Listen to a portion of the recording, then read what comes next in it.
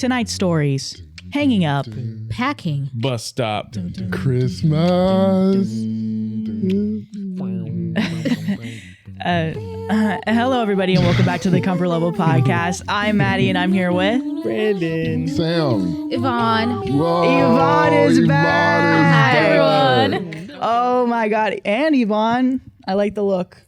Thank you. You know, I had to redeem myself after last week. Yeah, very Aaron Brockovich, I'm feeling. Oh, No, it's not Aaron Brockovich. the lawyer? Isn't that a lawyer? Yeah. I was like, what? No, I guess I'm not she a was, white lady. No, not that With you're the white. short hair. Well, she had like the very like, she worked hard for her money, like that vibe, and that's what I'm getting from you.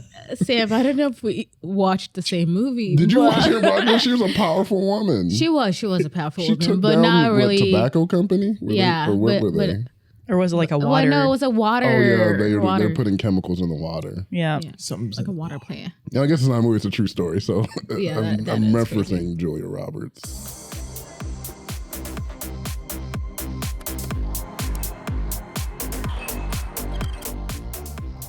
Okay. Hi, everyone. And she's back. She's back.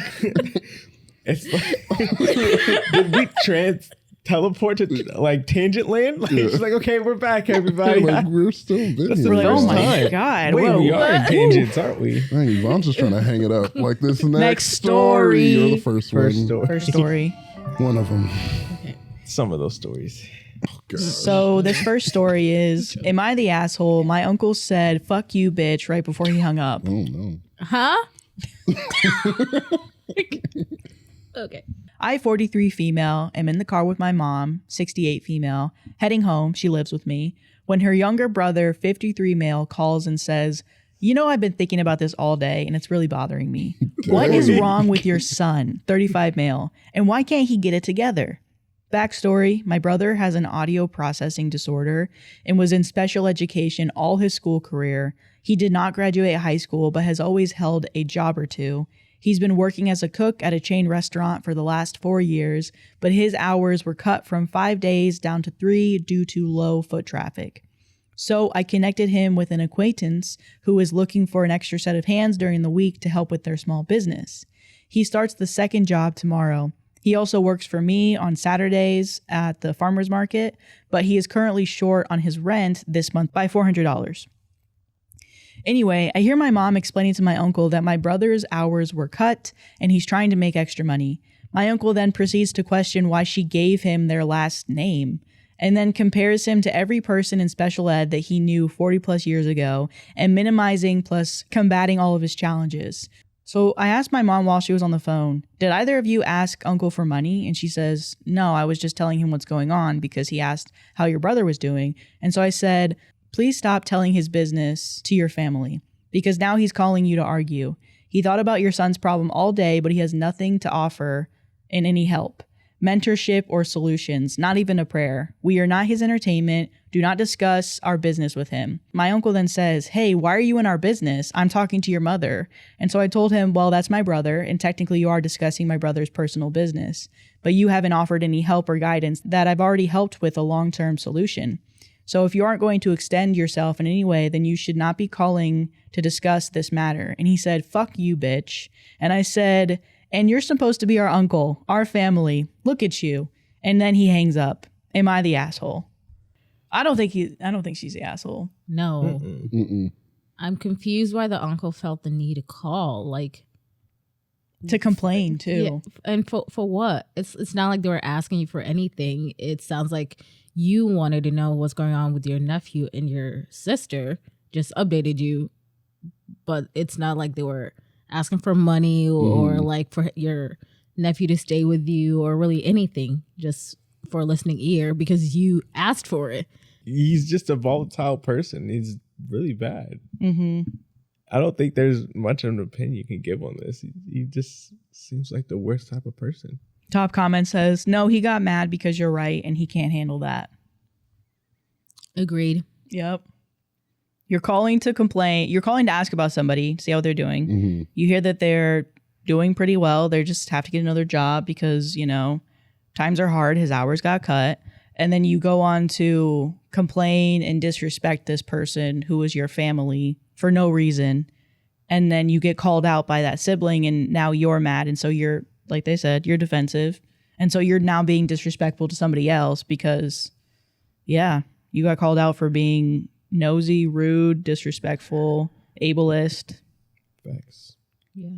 And especially like the brother's hours being cut is not in his control. Right. Mhm. Like there's nothing he can do about it. And yet he's supplementing his income with 2 jobs and he has his own apartment. So he's doing something with his life in a sense because he's trying to take care of himself. Mm-hmm. So it's like, what was the need for the comment and your input? And I think it's okay to be nosy because we're all nosy in our own way. Yeah. But you got to realize the energy you bring with it, you're going to get some stuff back. Yeah, that's so true. Because I'm like, I want to know stuff. I'm like, I always want to hear gossip. We're gossiping with Maddie's mom, and we're like, yeah, we like this.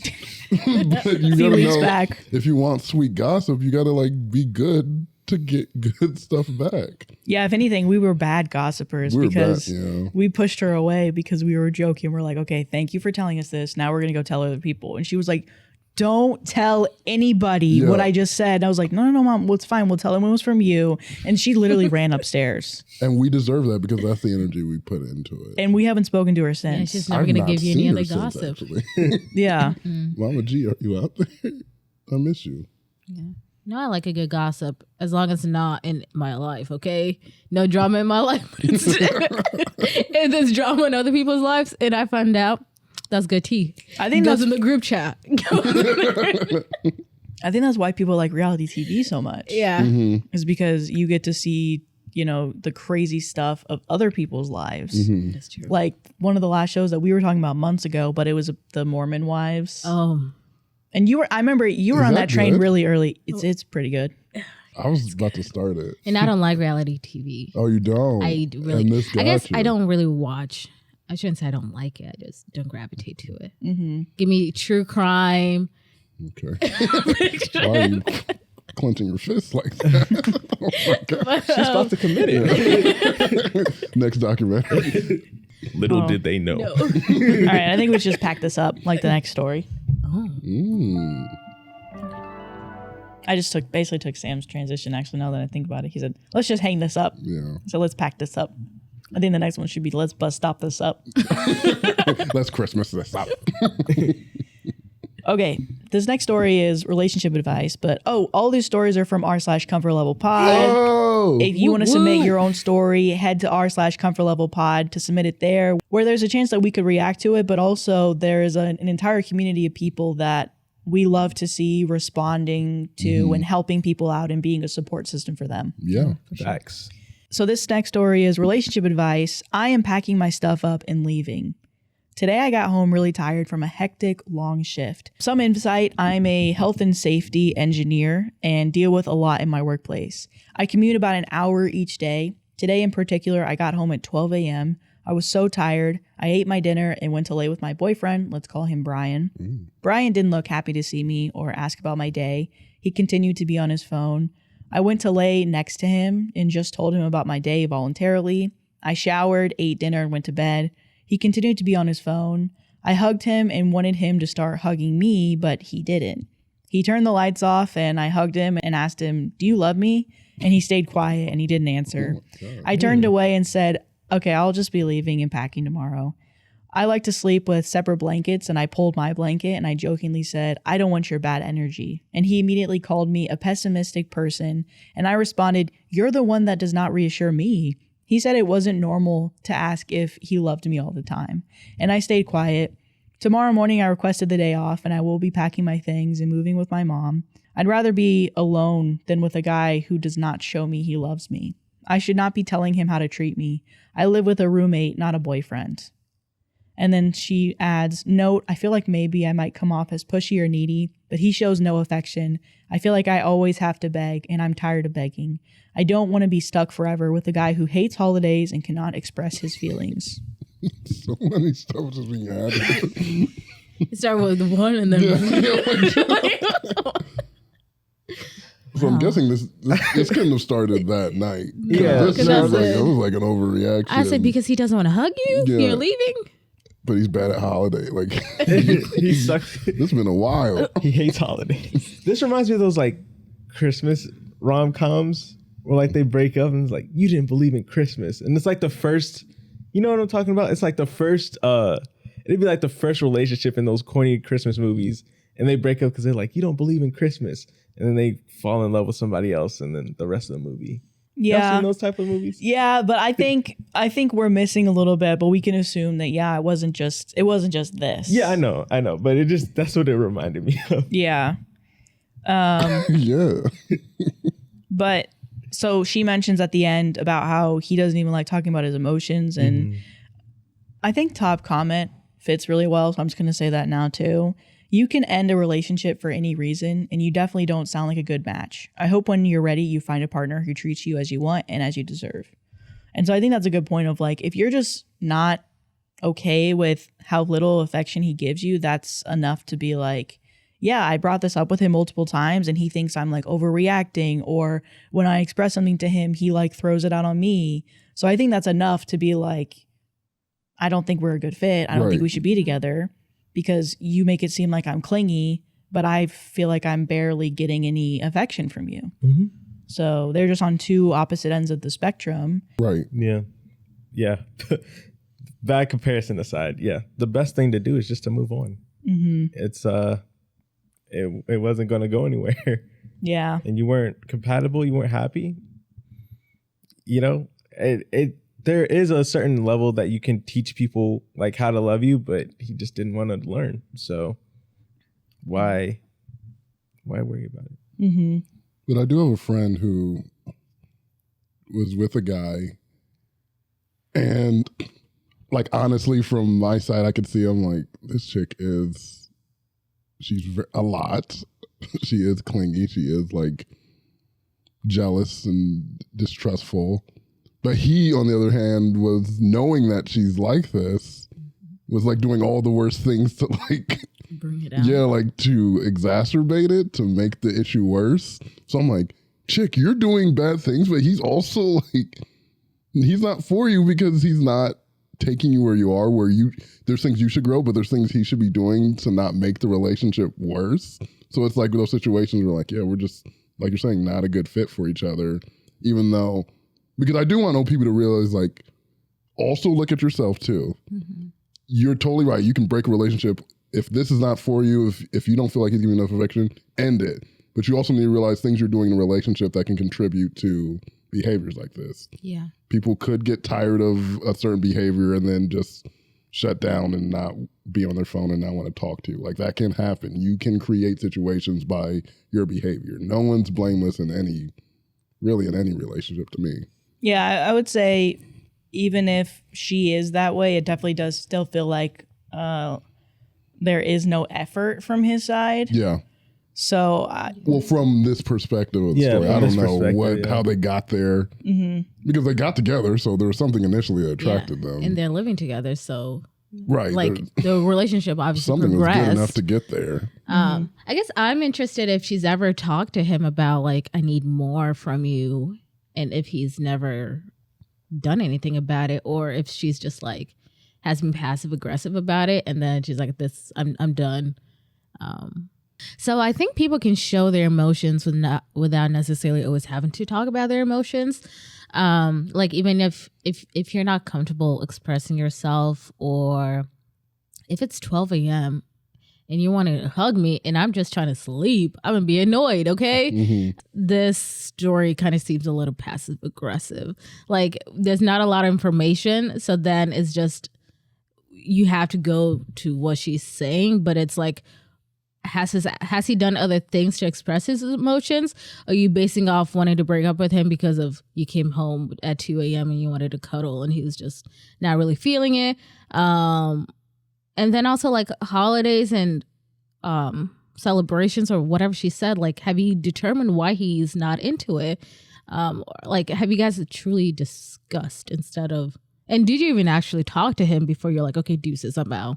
Yeah, I See think you a lot of later. our responses are based on assumptions because I think we're all trying to figure out where she's coming from and we're adding stuff to the story. Like I'm adding from a good assumption that I think she's coming from a good place. Yeah. You know, and I'm trusting what she's saying about the little that she put in about her partner, and I'm just going with what she's saying. So I think because there isn't much to say, a lot of what we're giving is just based off of assumptions that we're assuming about the story and about OP. So I don't know. I think from the little that she did give us, the specific context, like Top Comment said, it's enough to be like, it doesn't sound like you guys are a good fit. You guys don't have to be together. Yeah. You know? But I also don't think it's necessarily a bad thing if you're like, I don't know if that's necessarily enough information for me to like fully say anything. You know? Yeah, I think I'm coming from the perspective, because I do agree with that comment. I just know there's some people who are like, I keep getting in these relationships where it's like the same thing every time. Mm-hmm. This guy's not communicating, or he's standoffish against me. And then I'm like, after a certain point, there's a pattern. It's not always the other person. Yeah. You're doing something that's inviting some of this stuff, and you need to examine yourself. No matter every relationship I've been in, I'm like, I don't feel like I've been in a lot of like that ended horribly, awfully, where I wanted to kill the person. But I'm like, every time it ended, I looked at myself and like, what did I do to contribute to the demise of this relationship? Mm-hmm. And every relationship I found something, and there's something that they've done as well, but I'm like, I can't worry about that. I got to worry about me to try to improve going forward. So that's all I'm asking OP is just like, get out of it. You take your blanket, your favorite blanket, and then just look back and evaluate, and it'll help you in the future. Yeah. Yeah, I was gonna say first, I really like what you said. Yeah, that was good. But like,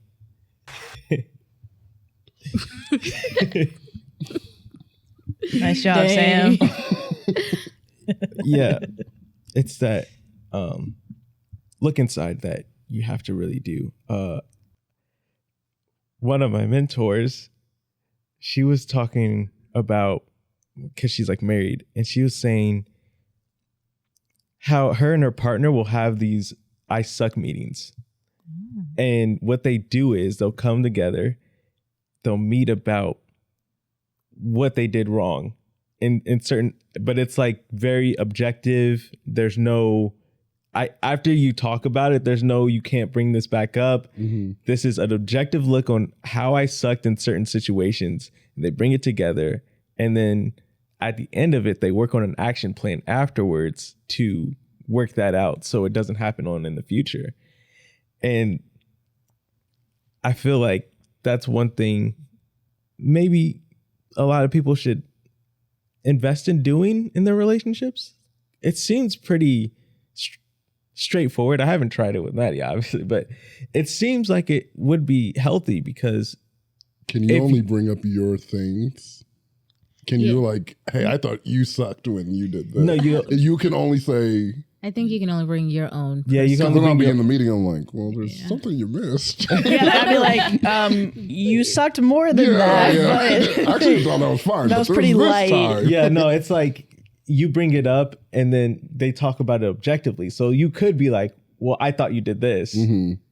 But it's an objective conversation on it. So in a way, yeah, you can bring it up, but it's not, you can't lead it and be like, I got a list. well, you did this, this, and this. It's like, oh, okay, It's been in a this week scenario, since our last meeting. I understand. I understand it now. But yeah, and then also I agree with Yvonne on the passive aggressive thing, because I feel like passive aggressiveness sometimes it can come off as like sarcasm, because I noticed she said I said a joke and was like, I don't want your bad energy. But true. That was not a joke. that wasn't a joke. Yeah. Passive aggressiveness is never a joke. Even if you frame it as I said it as a joke. what's If the you're- joke? Yeah, if you're actually feeling like you have some negative energy, that wasn't a joke. You're just saying what you actually think and trying to laugh it off. Yeah.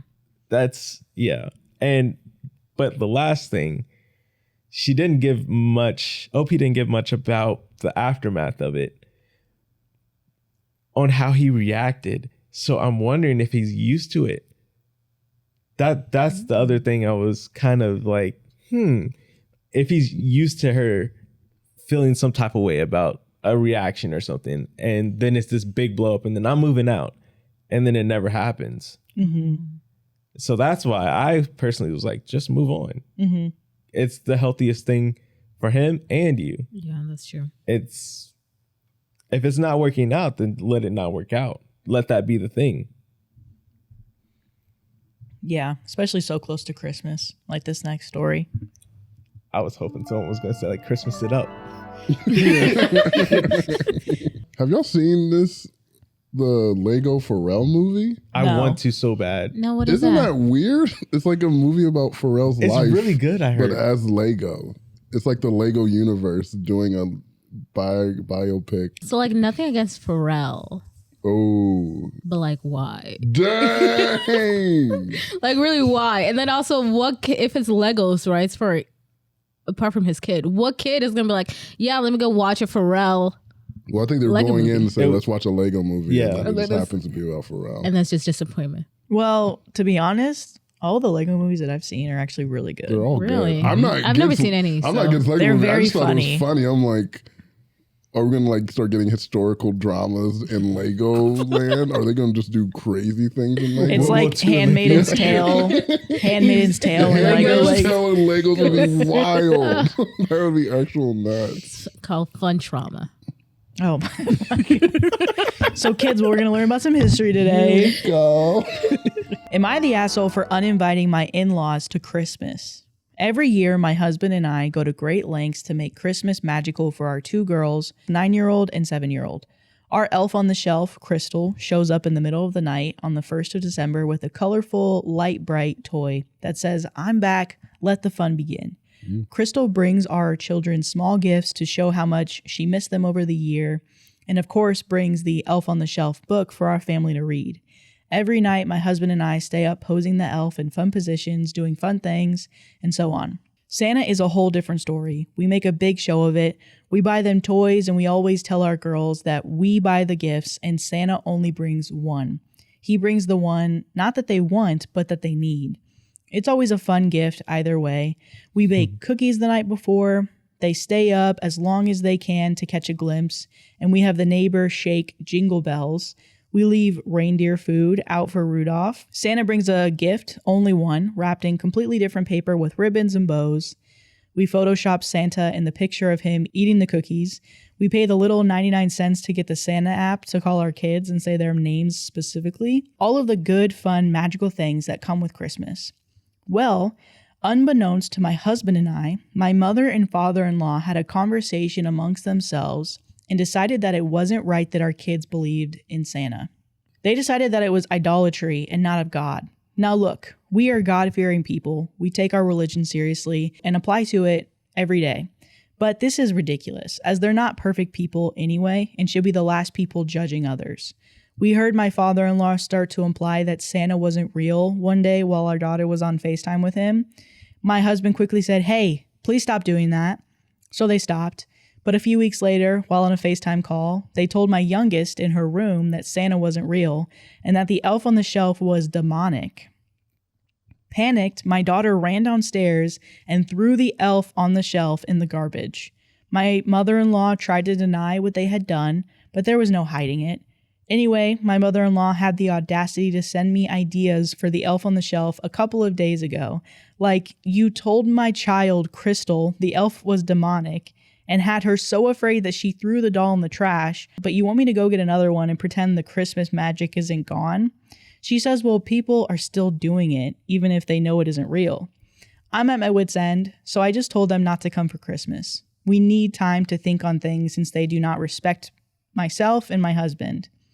We feel like we need to decide where they stand in our lives. My childhood was a rough one, and we didn't get the magical Christmas, so making it as exciting and magical as possible has always been important to me. I feel like I have just been robbed, and I'm so mad over this. Am I the asshole? Did you say how old her kids are? 7 and 9. Oh, 17 and 32. And they just, no, I'm just kidding. I don't think you're the asshole. I think you said it in the last sentence. You have every right to be mad. You decide when you're going to tell them stuff like that. It's not other people's responsibility or place to decide like, well, actually, that's not what we believe in. So we're going to tell your kids that's demonic. Scaring little kids. Even if they're right, the elf on the shelf is a monster. It should not exist. But I don't have the right to tell your kids that. Yeah, Sam, you sound don't. like a Grinch. I don't like the elf on the shelf, and I think it's very creepy, and I don't get why people do it. But I'm not telling people to not do it. But I think I also feel more bad for her too, because she talks about how she didn't have that childhood. So she wanted to bring that childhood to her kids. And like she said, it was just taken away from her and her kids. But they had like 5 different things they were doing for the kids. So it just kind of sucks that it all got taken away from them. And it wasn't even their choice to do it, to decide when to tell the kids that. Yeah. I was going to say, I think OP was asking because when you think about it, it's like, okay, I'm not inviting the in-laws because of Christmas festivities, but it is more so the principle versus what actually, like, the concept.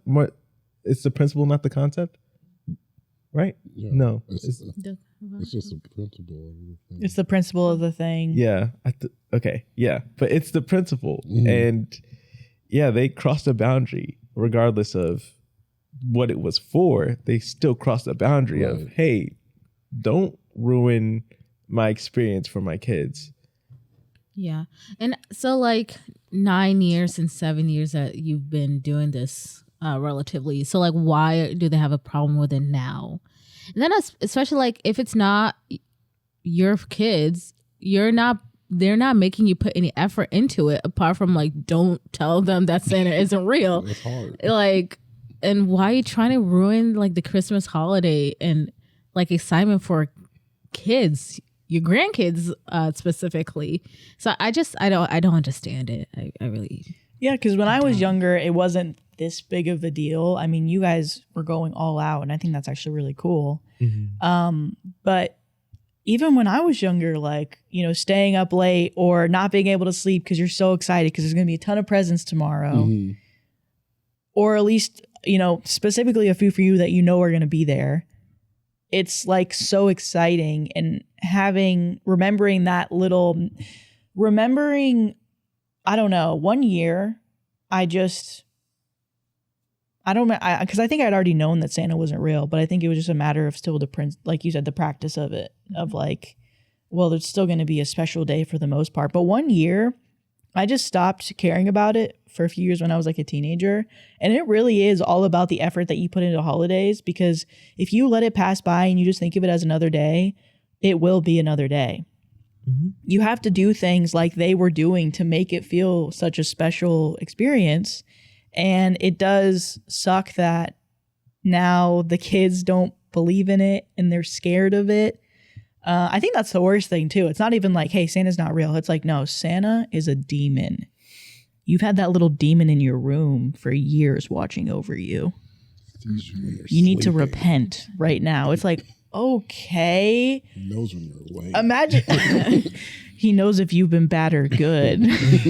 It feeds off the badness. Like, I can't imagine being 7 or 9 and hearing about that. I mean, even when I was a teenager, like, demonic stuff scared me, and like demonic movies still scare me so much. So like being a little kid and hearing about that, I'm just like, oh gosh, that would be, I just got little chills. Yeah.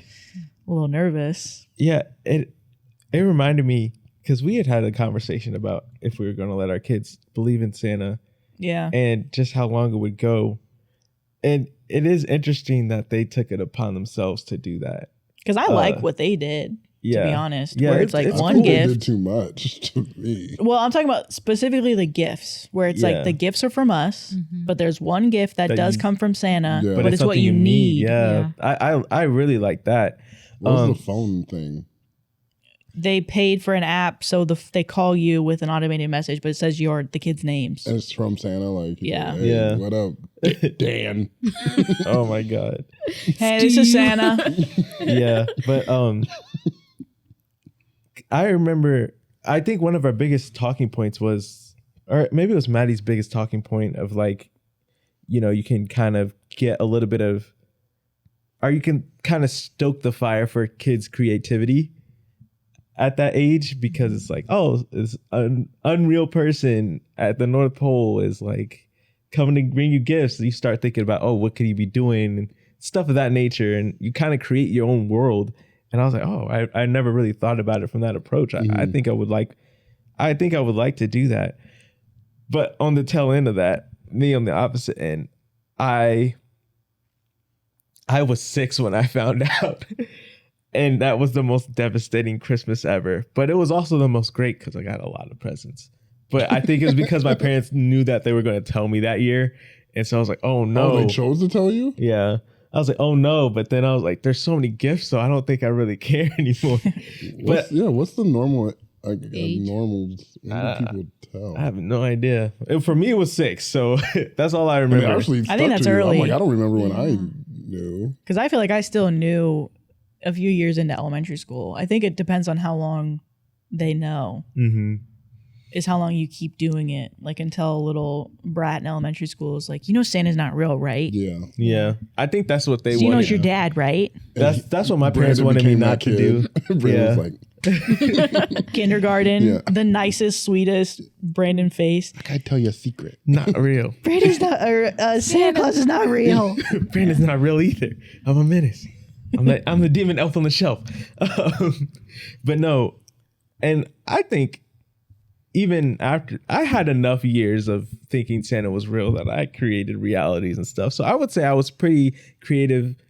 So I would say to OP specifically, you know, it is one of those things.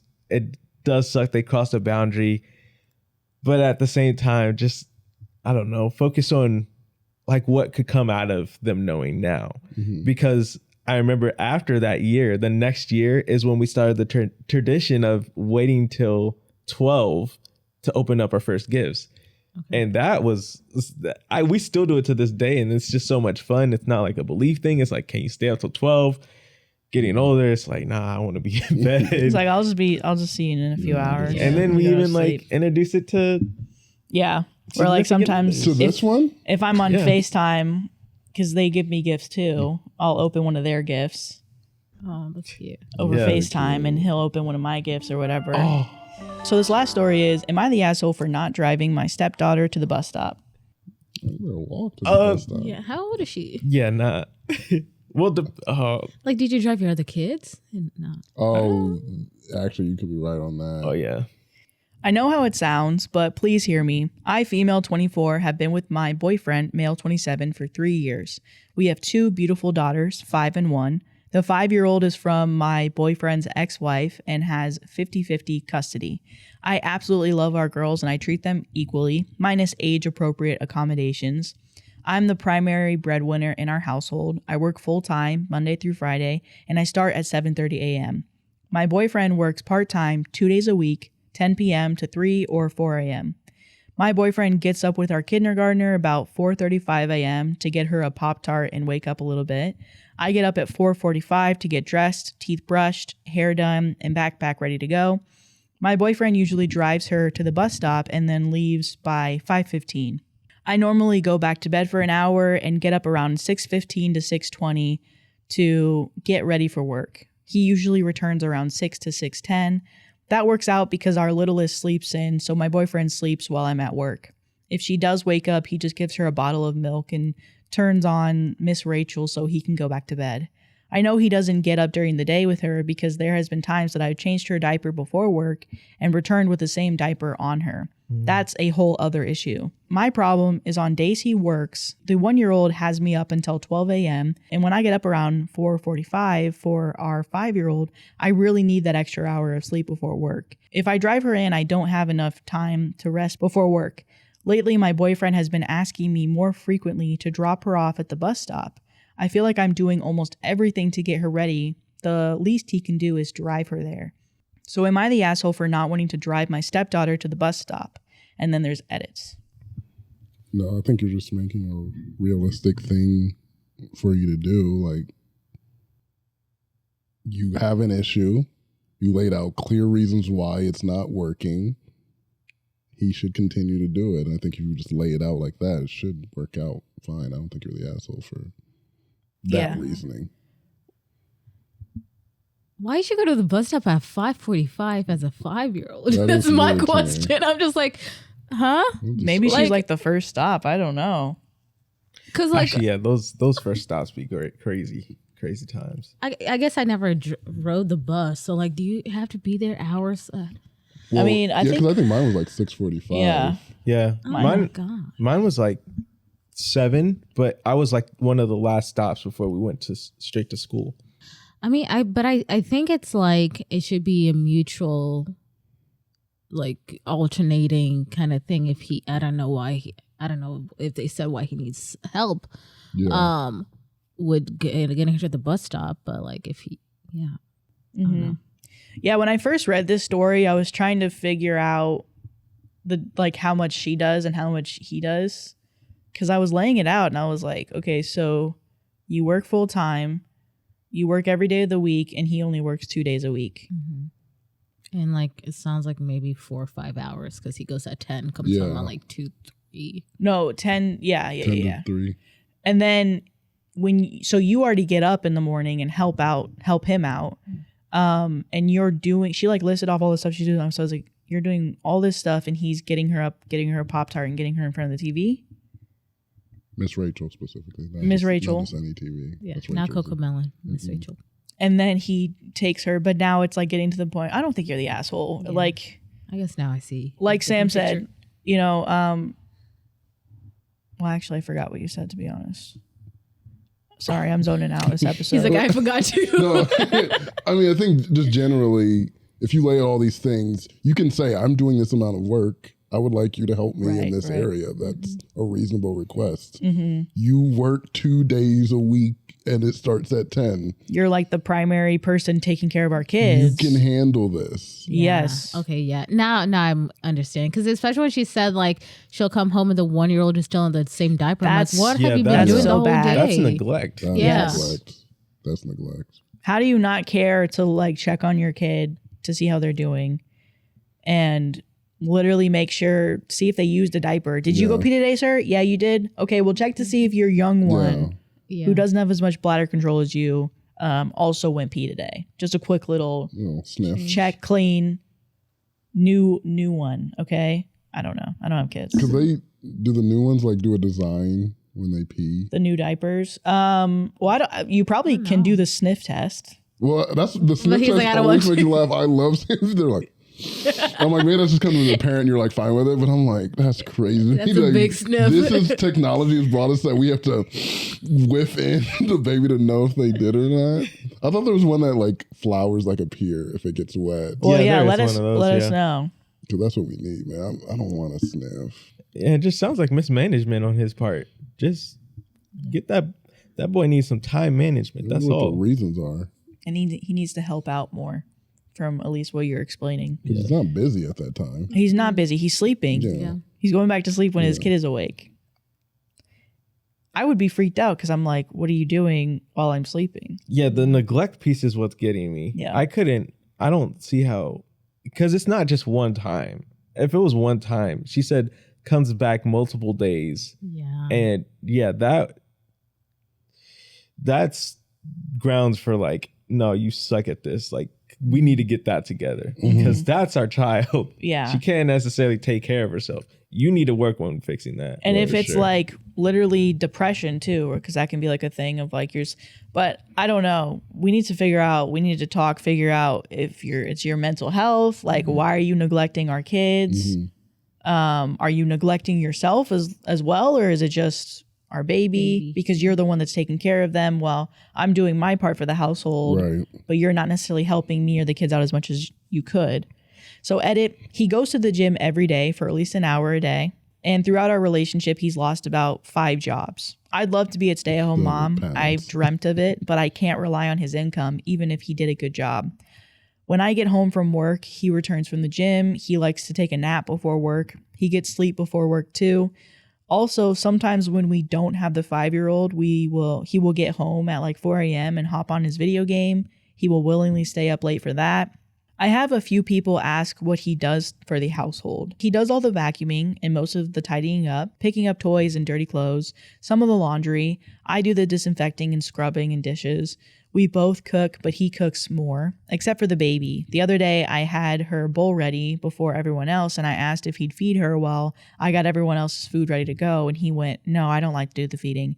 I can't stand her crying in my face." So I don't know what she eats while I'm at work. I think he just gives her pouches or baby crackers that she can feed herself. I really appreciate all the perspectives that people have given me. I tried to vent to a friend a while back, but my boyfriend reads my text messages and got angry at me for talking about him behind his back. I haven't been able to vent much since, and I've been going insane. He has a way of making everything my fault, and having the outside perspective, it's helping me feel more sane. I've decided I'm going to be taking my taxes and fixing my car and leaving. He's expecting me to share my taxes with him since all of his taxes get garnished for child support. I'm a non-confrontational person, and I'm very nervous about the future, but I know it's what's best for me and my little one. Any advice for how to move states or stay sane for the time being is very much needed. Whoa. Okay, so this reminds me of like a TikTok couple or family channel that's been going kind of viral. I forget their name, but it's basically a couple that has like 2 or 3 kids and they live in a 1-bedroom apartment. I know who you're. You know what I'm talking about? Do you know their names? I do not, because I've never actually seen their videos. I've seen reactions. But people are upset about. Have you guys seen that? Never. People are upset because the kids live in the living room. They don't live in the bedroom. The parents live in the bedroom. They have like 4 kids. Well, yeah, maybe they do. like Maybe they have 4 or 5 4. kids. The parents want to have more kids. Neither of them have jobs. She wants to, but she wants to have as many kids as possible. But they live in a 1-bedroom apartment, so it's already really tight. Also, the guy, he wants to like do his own thing, and you don't know why, but you basically find out that he has another kid from another woman, and so he can't do any W2 or W9. The jobs where they garnish your wages. I think it's a W9. W9. He basically can't get a job where they are automatically take out your wages because he owes so much child support. So he purposely will not have a job, and he'll only get jobs where he's basically doing his own thing, like cleaning your car or something, so that he is able to basically get cash and they can't take his wages. He's willing to not get a job and support his family so that he won't get his child support wages garnished from his paycheck. Yeah. So he willingly will not pay child support. And he has an Xbox that they refuse to sell. Xbox or PlayStation, Something the newer one. for money. Yeah. And they basically are like grifting, like they're trying to get all their followers to send them stuff. This sounds vaguely familiar now. But anyway, I'm saying That's all a of good that. deadbeat dad, though. That's a bad deadbeat dad. Well, he's working hard to be like. I feel like it's He's hard. working hard to be he's working hard Like, to I be feel like deadbeat. your deadbeat dad works so hard to not pay. Go That's a good ahead. perspective. That reminds me of this though, because I wonder if that's the reason why the boyfriend doesn't work as much. But I guess he probably still does a W-2. Yeah, I would guess. Yeah. I mean, yeah, that's actually good. Because why does he not work that much? He could It work seems more like at nighttime. Well, she said he lost 5 jobs, so it's like He Yeah. can't probably he hold the can't job. he can't hold a job. That's probably the only job that is allowing him to work there. Wow. I But- just want to say I take all my comments before you're not the asshole. He is the asshole. Leave. He also sounds very controlling, like reading your text messages and being upset that you're venting to your friends, Right. your girlfriends, and now you don't have an avenue to talk about what's going on. And why does he expect that half of your tax returns are his? Yeah, that's I'm like, crazy. you can have more tax money if you worked. Well, yeah. Actually, maybe not because Well, all of it's they would getting take it all. garnished. They would Yeah, take it but all. like, oh gosh, No, they find you through your tax returns. they should. They be finding people. You said this. You see this $1,000 that you could have got. Yoink. It's You fine. actually owe that, so we're about to take that. You for owe you. more, so we're going to keep taking, keep getting these tax returns. In. Yeah. So I don't know. It's just a horrible situation. But I guess I'm glad that OP is hearing. She wasn't, she finally found a place where she could vent and people were like, yeah, girl, you're not crazy. And so, hopefully she does fix up I think she mentions in the comments that it's her brakes. So she needs to get her car fixed and then moving. But you're literally doing I think your life might be easier to a certain extent without him. Mm-hmm. This Because is the one. I don't really think he's helping you very much. It's the good thing about Reddit, because sometimes we make fun and we're like, oh, people just immediately go to divorce and like all these big things. But her original story, some people just they can't see the extent of it. It's when they write it down and people are like, that's weird, right? That's weird, right? Yeah. And then she's like, oh, yeah, that is weird. I probably should leave. I didn't even think about it like that. I was just worried about this ride. Yeah. But our whole relationship isn't good. Yeah. How are you upset about feeding your own child? And how do you not freak? Yeah, no, this dude is not helping you. If anything, he's literally hurting your babies, neglecting your babies. Yeah. I think if you do have anybody that can support you or help you to raise your babies while you go work, I think that's definitely the move, is to get out of there. He's not a good partner. He's not a good partner. He doesn't sound good. He sounds like just another child And that's me being balanced on men and women. And he wants your money too. He doesn't sound And he wants to be good. the man of the house, even though he doesn't do anything. Please read Fair Play by Eve Rodsky. It tells you about equal mental and domestic load and about how to have an equal relationship. Right now, you work full-time and he doesn't. You bring in most of the money. He is at least partially neglected by leaving your daughter in shitty diapers. He sleeps in while his child is still awake. He only gets them a Pop-Tart in the morning and drives them while you do all the getting ready, and now he expects you to drive them? Respectfully, please stand up. Also, if you view the children equally, the fact that he doesn't want to drive his own biological daughter to the bus stop is crazy. What would he do if you both weren't together? You're raising 3 children. Edit, also leaving a baby with a full bottle while he sleeps seems dangerous. What if she aspirates? Even at a year old, they need more supervision. He works 10 hours a week and doesn't do most of the childcare, and no disabilities I know of. He has no reason to be tired. Edit number 2, after reading OP's comments and reflecting, I think the situation is extreme enough to warrant just straight up leaving and not trying to salvage it. The child is at serious risk of death or injury/infection, or being taken away with the lack of care and being left virtually alone all day. And then OP responded, I'm in the process of getting my brakes fixed. I just need a little bit more money. My car is not safe enough for me to drive my kid 200 plus miles away. My only friends and family is very far away. As soon as I can, I'm going to get us out of here. Can the family meet her halfway? I'm almost wondering. Yeah, too. maybe. That Maybe would- if she explains the situation a little bit more. Yeah, because it seems like she's fortunate enough to have a good relationship that she's like, I'm going to go there. So they should meet her halfway, I think. Yeah, I think that's good. Meet me halfway. Ain't I gonna stay for you? I'll be looking now. Meet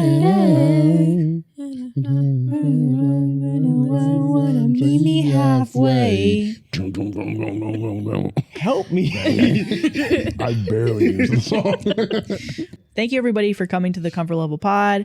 Thank you for sharing your stories, and thank you for commenting on all the stories. We really appreciate it, and we love being able to read everything that you guys all have to say. Yep. Thank you, Yvonne, for coming to the Comfort Level Yvonne. Podcast. Hello. And we will see you guys next time. Bye. Bye.